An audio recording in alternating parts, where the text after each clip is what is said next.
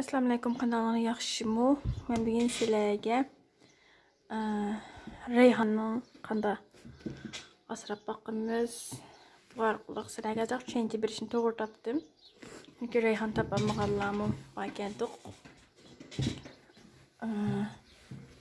Bu rayhonni men tunugini aldım.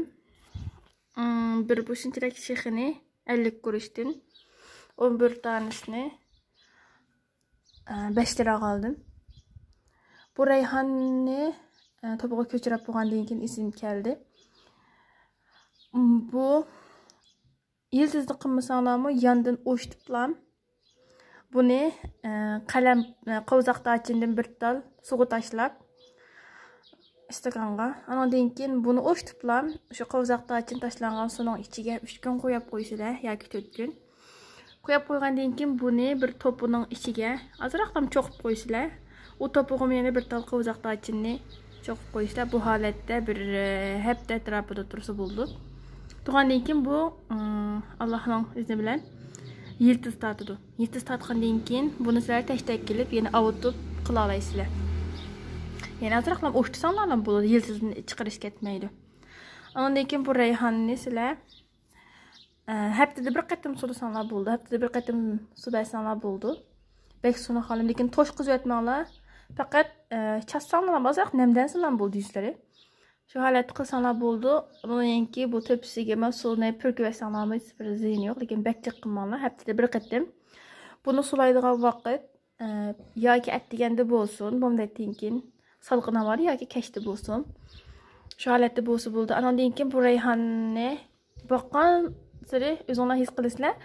Bu uch taraflarda oq yoki pembe holatda chechak ochadi, gul ochadi, pembe yoki oq. Ochgandan keyin bu yana echib, bu pembe yoki oqning ichida qora, kichik tuxumlar bo'ldi, yani urug'lar bo'ldi. Bu urug'ini elib, shu urug' rayhonning urug'i hisoblanadi. Shu urug'ni elib, yana siltash-tashlarga terib, yana rayhon yetishtirib olasizlar. Bu holatda qilsanglar bo'ldi. Men rayhonga bek amroq buni shunday qilib purab qilsammi, puruqi bekmizlik. Men bek amroq rayhonga.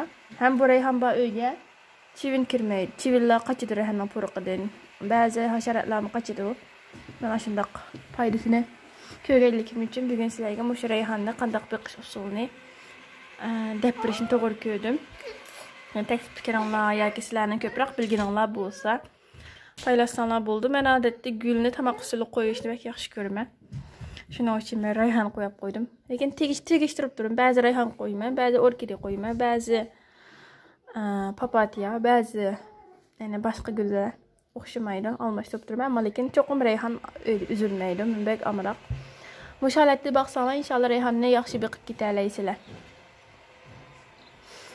Ama lekin bekçik sulib etmanglar. Az-azından sulam bo'ldi.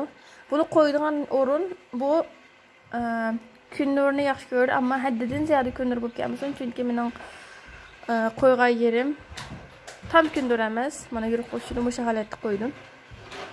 Sizlarni o'sha holatda baqsanglar bo'ladi. Men diqqatingizni elib ko'chagan bo'g'achqa salmaymaqroq bo'lib ketdi. Inshaalloh yaxshi beqib qilsanglar, bek avoydi rayhon.